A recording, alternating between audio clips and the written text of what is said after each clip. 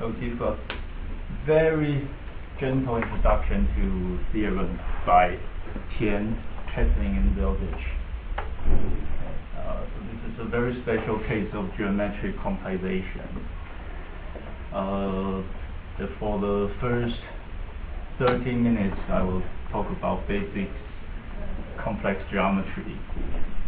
And I will start with complex projective space.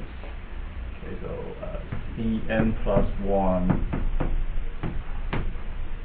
minus 0 maybe like over here. So Cn plus 1 minus 0 over equivalence relation. So this equivalence relation just got two vectors. So A is equivalent to B in Cn plus minus 0 if and only if A is equal to lambda B for some non-zero complex number. Okay, so this is the equivalence relation. The two vectors are equivalent if and only if they differ by multiplicative constant. And Cn plus 1 minus 0 over this relation is defined as called the complex projective space. Okay.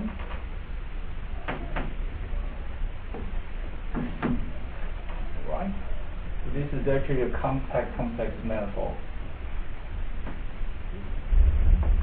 And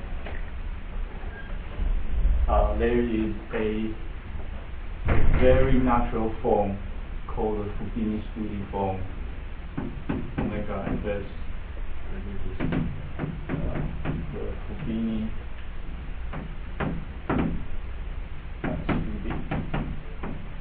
form. Complex projective space. And this is the name of a German mathematician. Studi, not study. That's Studi. Hsuan-Yi form here. So locally, so omega fs locally ICD bar log the 1 plus z1 squared z to the n plus the value squared. So locally omega fs this is 1 form. So maybe I should say a few things about this local coordinates.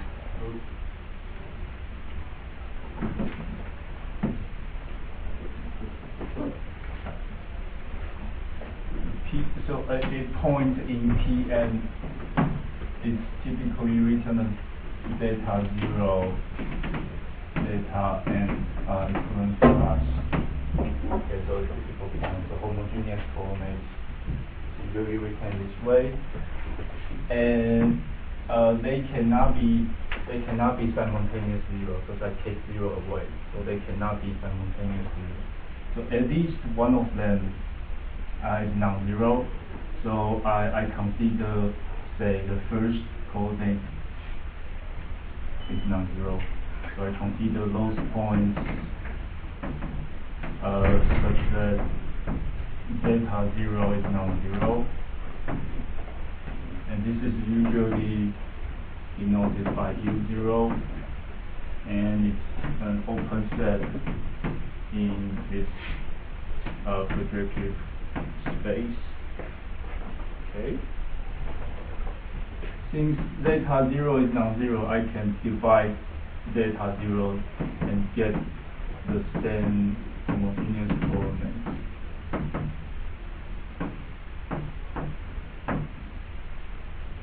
Okay. So dividing by this non-zero complex number gives me the same equivalence class, okay, according to a definition. And these things usually so those coordinates z1 to zn, so these are the local charts. These are local coordinates. So Cn G1 D1. This provides this coordinate charts by homomorphic to the coordinate. So Cn, so the typical coordinate chart of complex projective space is just like this. The one of length non-zero, and you divide that non-zero number, you get this expression, and these will be your local coordinates, capital Z. So in terms of these local coordinates, the finished reform can be written. So you can take this as your definition. So locally, you can define this 1-1 form. And when you move on to a different coordinate chart, you define something similar. You check they are consistent at the intersection of two different charts. So actually it gives you a global object, and it's called this. This is definition. Okay, so this will be our prototype. So here I use coordinates. There is actually a coordinate freeway. So if I start with some complex vector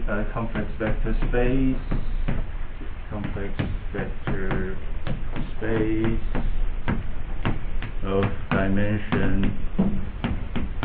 n+1. I can also consider the same equivalence relation. So I take 0 away from this vector space, the same equivalence relation.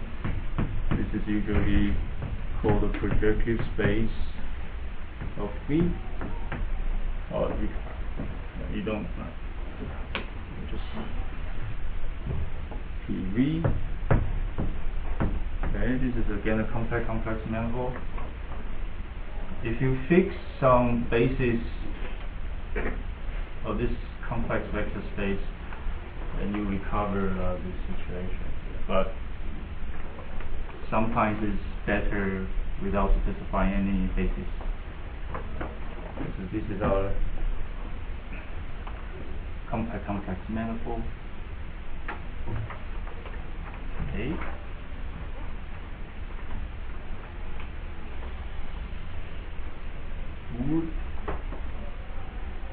There is a trivial bundle over this complex manifold. This is the projective space.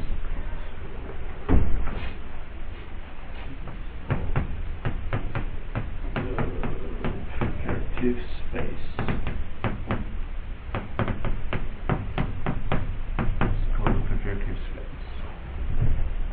Projective of V, or you just call it the projective space.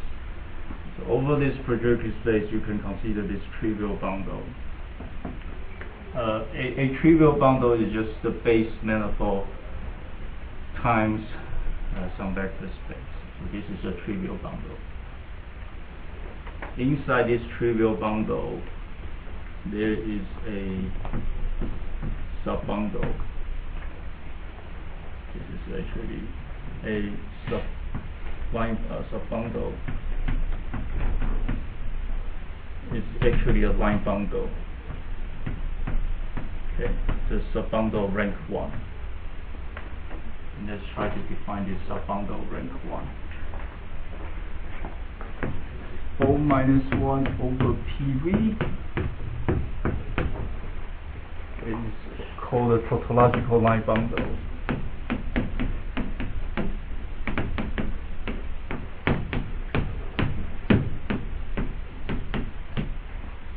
Defined as follows.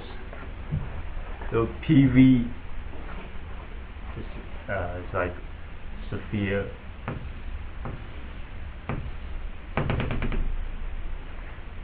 So if you So the picture I usually keep in my mind is when n is equal to 2, when n is equal to 2,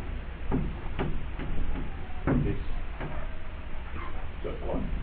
When n is equal to 1, P1 is just S2, the Riemann field. Okay, just the Riemann field. So this can be seen as higher dimensional generalization of Riemann field. Okay, anyway, so PV is some complex manifold here. And each point in PV, each point zeta in PV is just an equivalence class. Is just a one-dimensional space. Okay, each point in PV. Just you take one point, and the equivalence class is just generated by multiplying by some constant lambda. So this is just a one-dimensional vector space. If you move on to a different point, you have some one-dimensional vector space. This point, you have some one-dimensional vector space. So the collection of all those one-dimensional vector spaces gives you a line bundle. That's topological line bundle. So this is simply named topological. So that's the topological line bundle. Okay. And there's a natural permission metric on this topological line bundle. You fix an inner product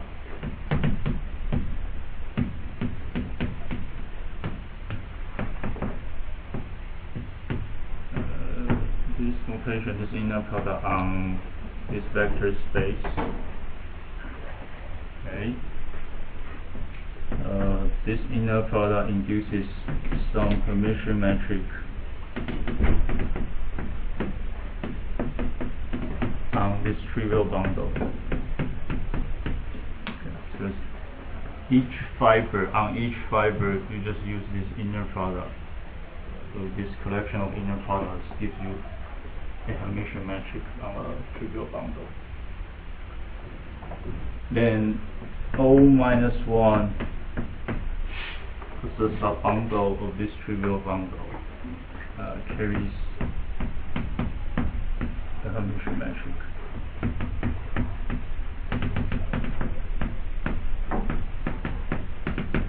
Which I denote by H. Okay. So I fix some inner product on this vector space. Then I have some Hermitian metric on this trivial bundle. Then I restrict that Hermitian metric on this subbundle to get this capital H. Okay.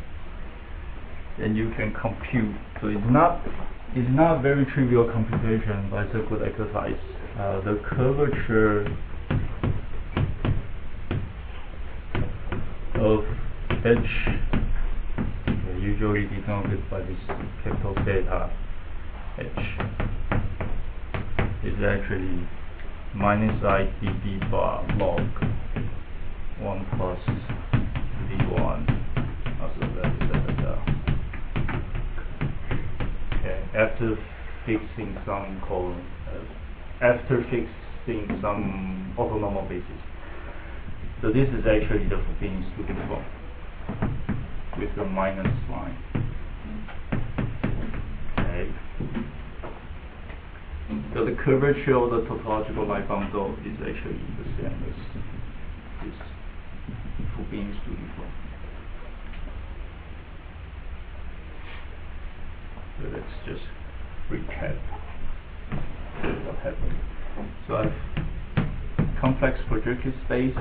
I have this topological line bundle, and a natural Hermitian metric. So it's more convenient to consider the dual side. So I consider its dual bundle. So this is just notation. We define topological line bundle. The dual of this topological line bundle is usually denoted by O1.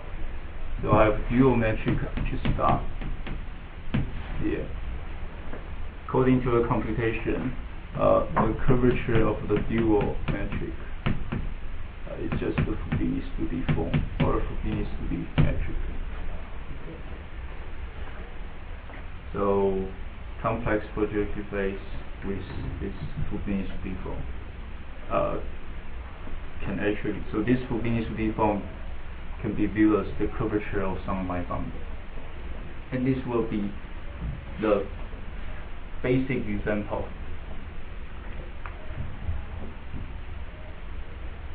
So I skip a lot of computation. This is actually not very trivial, the computation here. But anyway, right.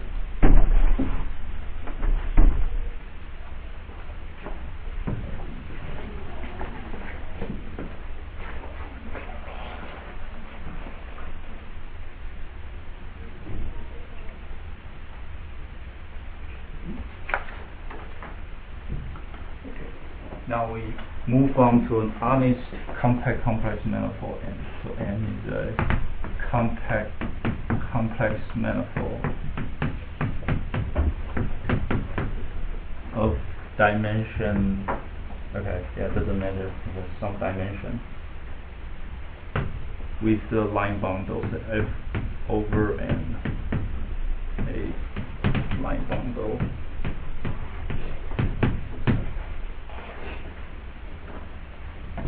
The picture is, so this is my N.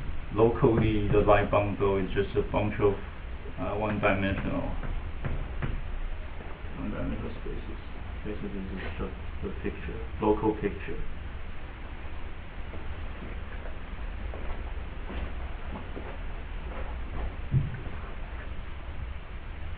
So the vector space V is gonna be, in this case, the space of global holomorphic sections in this line bundle.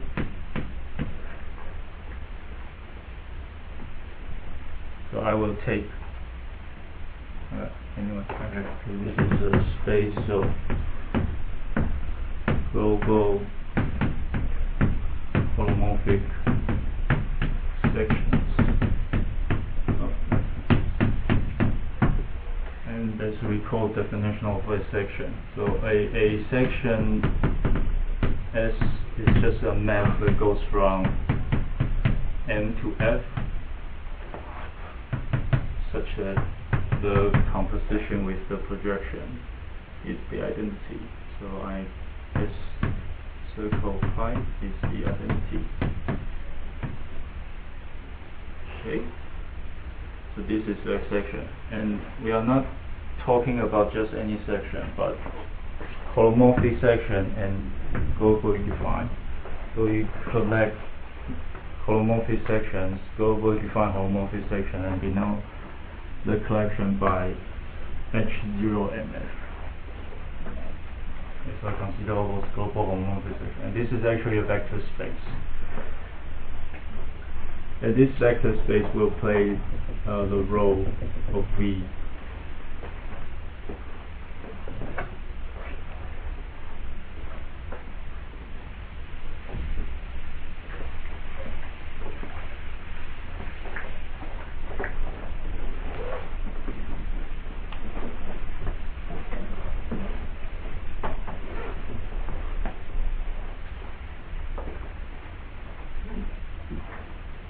Not a very obvious fact.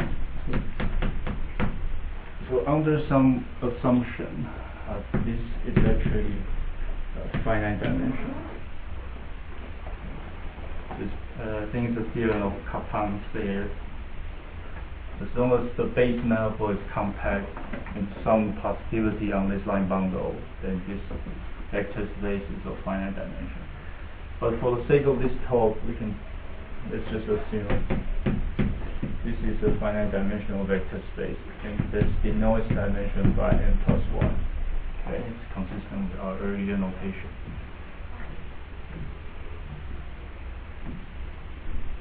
Okay. Then for a point x in M, consider the following map the evaluation map goes from V to fx. So fx is just f inverse pi inverse x. The fiber is a point x. So it sends a section. This is our V. This is our V. To Sx. Consider this map.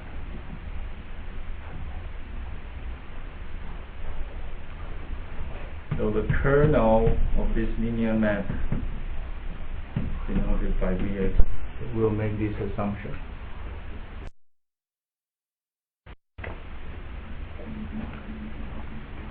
So Vx can be viewed as a point in the projective space of not V but the dual. Okay, so this is a general fact. A codimensional one subspace in V can be viewed as a one-dimensional space in V star, hence a point in PV star.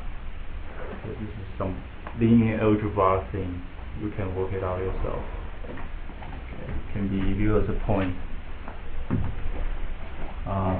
Therefore, we have a map.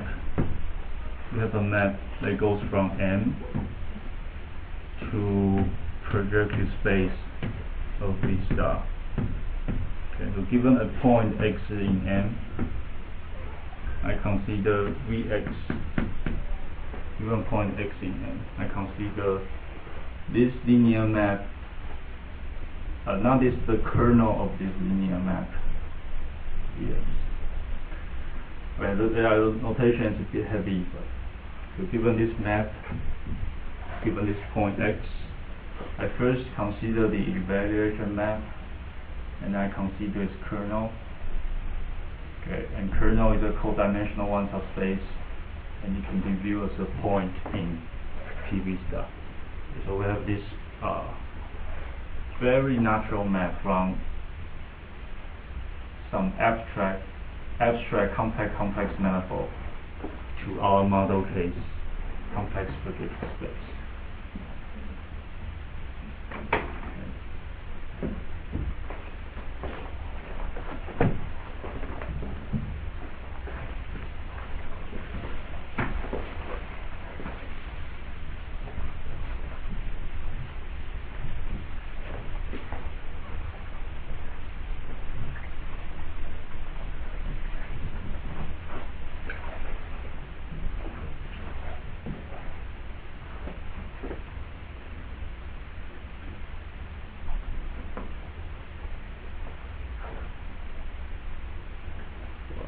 Make a claim. If I denote S0 to Sn be a basis for this vector space V, claim Vx is inside the projective. So once I fix the basis, we can talk about coordinates. So Vx inside this projective space actually can be written in terms of these homogeneous coordinates S1x over S0x, Snx over S0x. Okay, if S0x is non-zero. There's also some result after long computation. It's not very difficult. It's not terribly difficult. It's some linear algebra. Find Vx in PV. Why is Vx in PV splitter? So there's some duality thing. So vector space, dual space. So codimensional one subspace, codimensional one subspace can be viewed as a one-dimensional. Is a duality thing. So you take, so if Vx is a codimensional one subspace, then there's a map, the quotient map given by this. Okay. Yeah, but you fix a basis, you get an honest functional. But different bases will give you different choices, but they're up to some constant. So it's one-dimensional vector space in this space. Okay. Yeah, so some duality thing. Okay.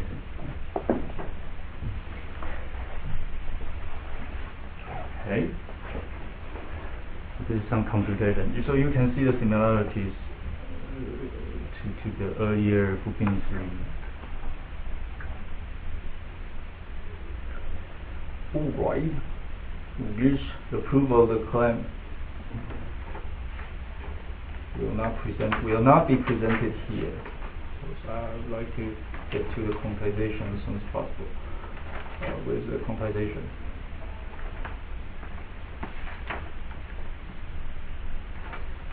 Okay. Alright. So let's summarize. The map from some abstract compact complex manifold to the projective space of V star. Okay, X is mapped to the kernel, the evaluation map. I denote this map by capital Phi. Let's make another assumption. Let's assume this phi is an embedding.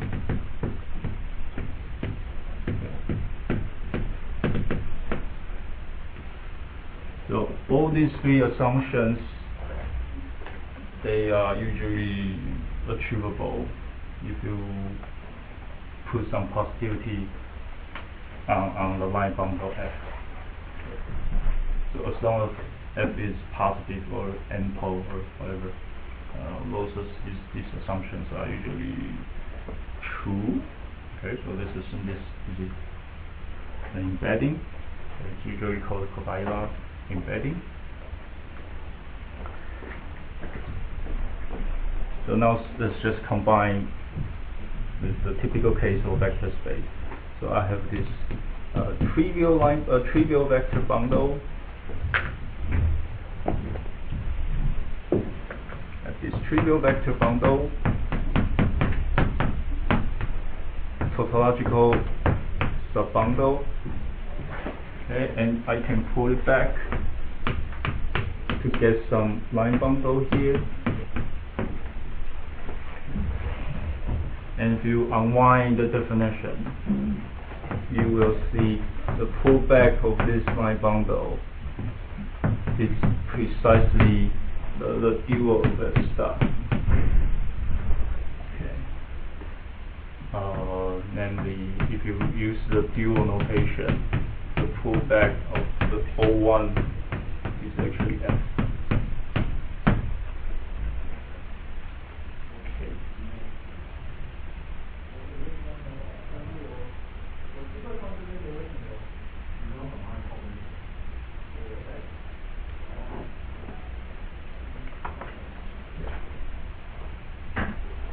What's next? Now let's put some inner product on this on this vector space. So I have some Hermitian metric on the trivial bundle. So I have some induced metric H on the topological line bundle, just like before. And then I have a pullback metric on this line bundle. And you can compute the curvature.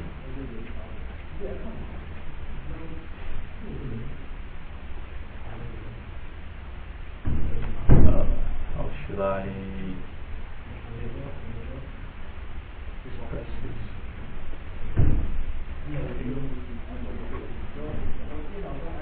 So this metric, the pullback metric,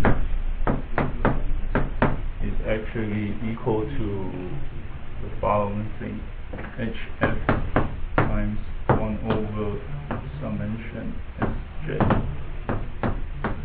HF squared sum over J. Sj. This Sj the basis, but they are orthonormal. Now I have this inner product, so orthonormal basis.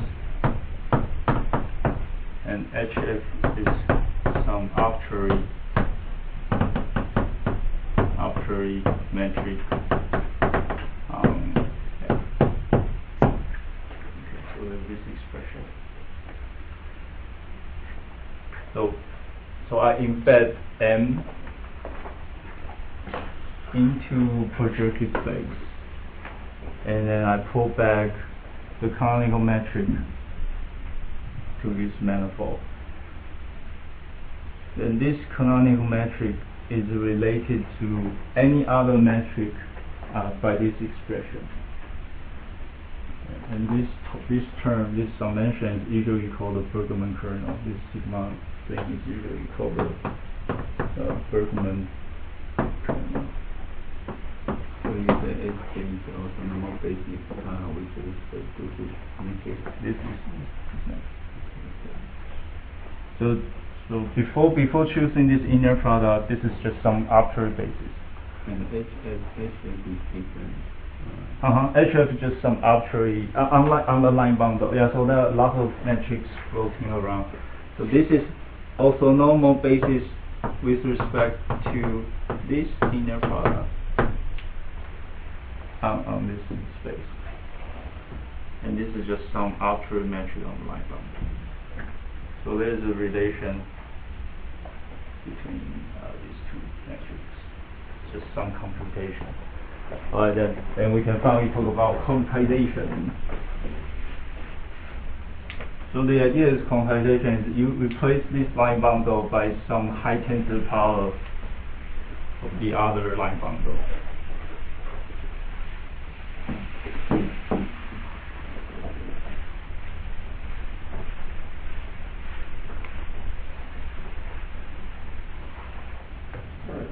Kernel has two variables. The kernel has two variables, but you only have one variable. Right. So I restrict the kernel to the diagonal. Yeah, right.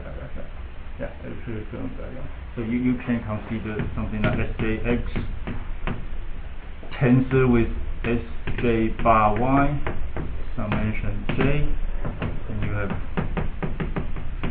Bergman kernel, two variables. But I only consider You wrote this in the denominator. It's in the it's this summation, this thing. It's called the Bergman. Oh, this? Oh, okay. Not the reciprocal. Okay. Okay, I might mess up the tensor or something, but. Alright, so the idea of geometric quantization, once you call Catlin quantization of the theorem of Tian Catlin Zelditch is you take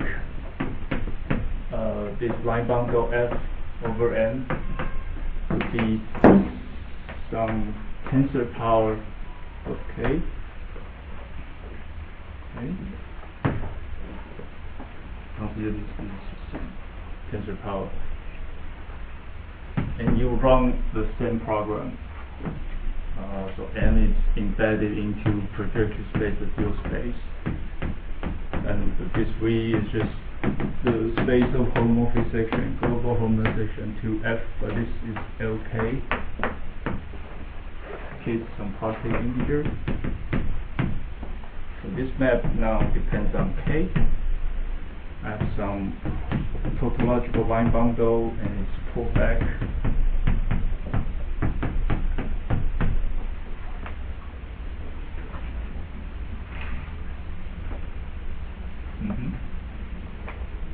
So I have exactly the same picture as before. But the thing is, we're going to choose a very special inner product on the vector space. So we will let H be a metric on this line bundle such that its curvature omega is positive. Then we define this inner product on vector space V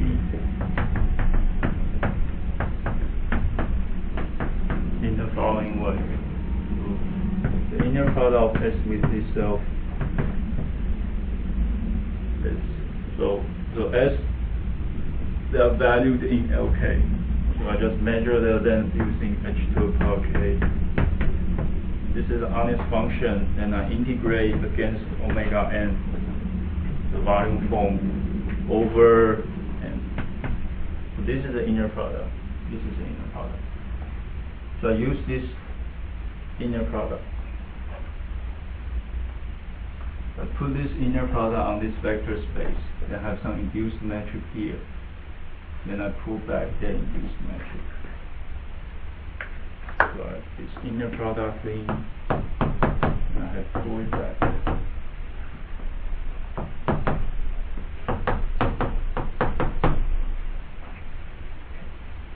And we have exactly the same formula.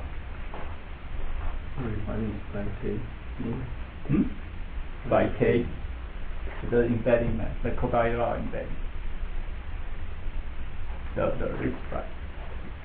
Because everything depends on k now, so I use it.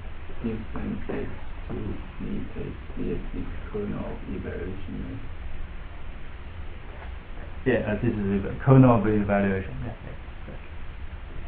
This is exactly the same as before, but I choose a very special line bundle, L to certain power.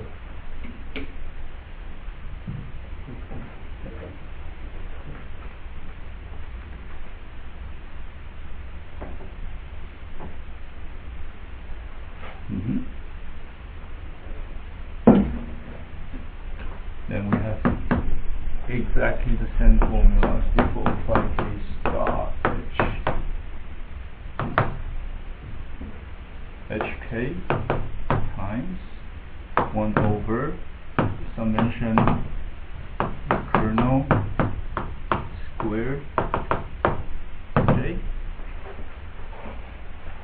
Alright.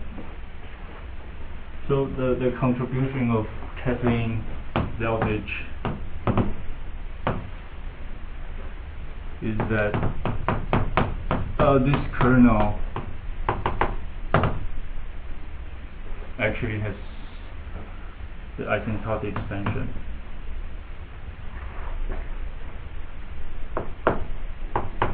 K to the power n plus k to the power n minus 1, some coefficient, and some low order terms. The Bergman kernel actually has this asymptotic expansion. So one implication of this expansion is the quantization. So K plays the role of the quantization.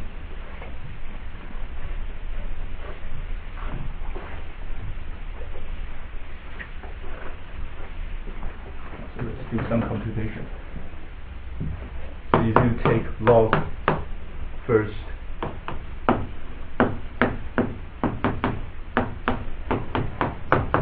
you get log hk subtracted by log convention Bergman kernel, okay, and then you take divided by k everywhere.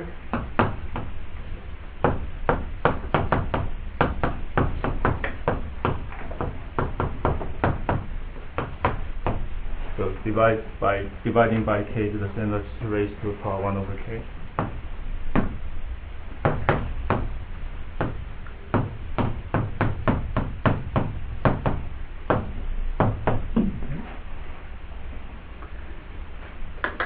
And this term right here, if k is very large, behaves like k to the power n.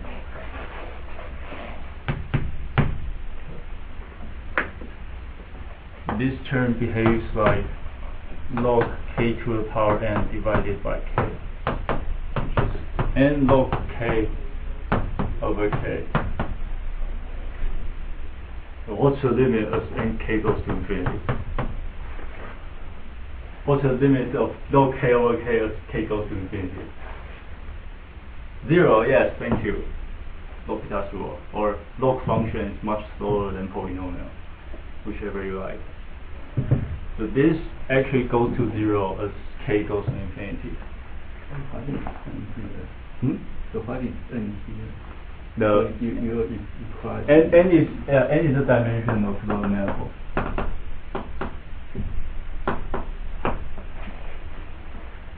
And it's a polynomial. It's k to polynomial in k. Probably not polynomial. I think it goes to negative power. Okay, so it's not polynomial. Laurent polynomial. Okay. So this canonical, this sequence, this comes from the canonical, the codiral embedding actually converges to the original metric that we start with. Okay, so you start with some metric with positive curvature. It can be always approximated by some very nice metrics. So these are the Fubini-Split metrics. Okay, so this is a very special case of geometric quantization, usually called Kähler quantization or Tian Catlin Zelditch asymptotic expansion. This is actually in C-infinity topology. So the first proof is given by Tian in C2 topology. C-infinity topology is proved by Catlin and Zelditch independently. So this is the C-infinity topology, so you're going to compute derivatives of any order. In particular, you're going to compute the curvature. So if you compute the curvature, you will see the Fubini-Split, the proof back of the Fubini-Split actually converges to the curvature of H. Why is it called quantization? Because there's a K. This is usually called the quantum, the classical quantum states. This is a semi-classical. It has some. You quantize H. You quantize H. So the reason people are so excited about this when the proof first came out is the coefficient is actually quite interesting. This AX is actually the scalar curvature. Scalar curvature of omega. This is also a non-trivial fact. So people can use this to study constant scalar curvature matrix and so on. Right. Alright, I skipped a lot of complications. Those notations are quite heavy, but I hope you guys can get a glimpse of Kähler quantization. Alright, I think I'll stop here. Thank you very much.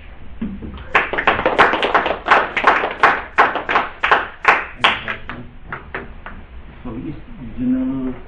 So I think maybe it's not that difficult to generalize to higher dimensional data bundle. If you want to generalize that, so I think it's not that easy. So there are some trivial generalizations, but I think the result won't be correct because so for example, this evaluation map, the behavior of this evaluation map will not be that easy anymore. Because if its line bundle is two cases, the kernel is either the entire space or codimensional. But it's one dimensional, so this is higher rank vector bundles than many other properties. Codimension 1, 2. So once you then you have to consider Grassmannian rather than just projective space. You have to consider higher dimensional subspaces of some vector space. You have to consider Grassmannian.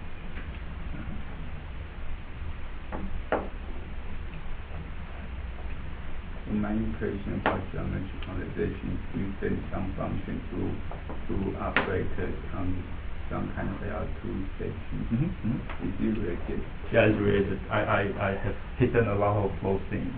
Like so this vector space is the Hilbert space, and the inner product is just this L2 inner product. Okay. So you do have some Hilbert space inner product. So do you send some function to Operator. Function to operator.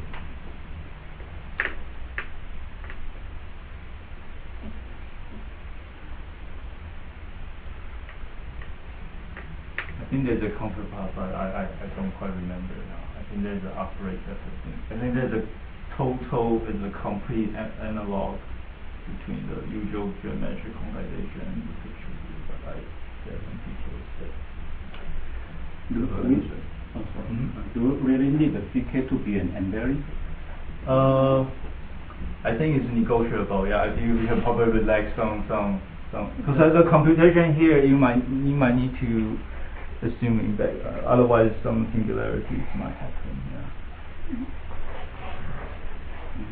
It usually comes with the positivity of this line bundle. Yeah. Once you assume this line bundle is positively curved, then the higher tensor power will guarantee the embedding of this map. You have enough sections to embed M into this project space. Once you assume this is usually achievable. For multi sections. So in this picture, do you consider this H as some kind of classical mechanism? Yeah, so there's some there's some analog. Yeah, you can consider in that way, but I don't know too much about physics interpretation, so I cannot say much.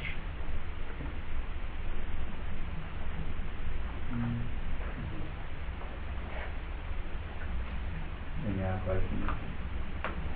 So when K is large, is it automatic that Dx is a four-dimension one? Yeah, I think so. Is it? Yeah. So it has to be generated by Yeah. It goes by for positive line bundle.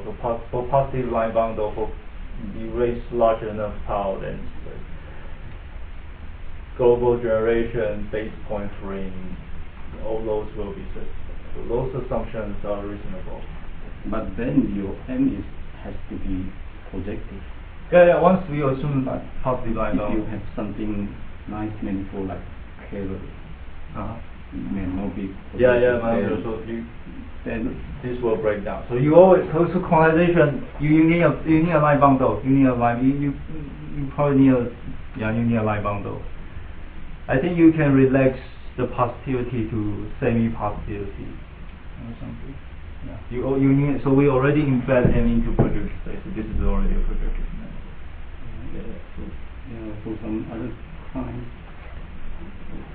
complex manifold like prime manifold, then maybe we also have some kind of similar.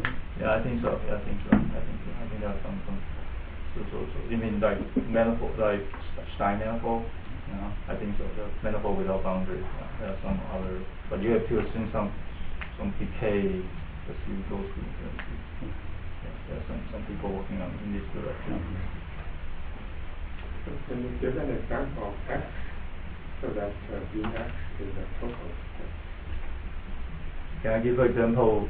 X. So the kernel is the entire space. Yeah. So you give me an example. Probably not now.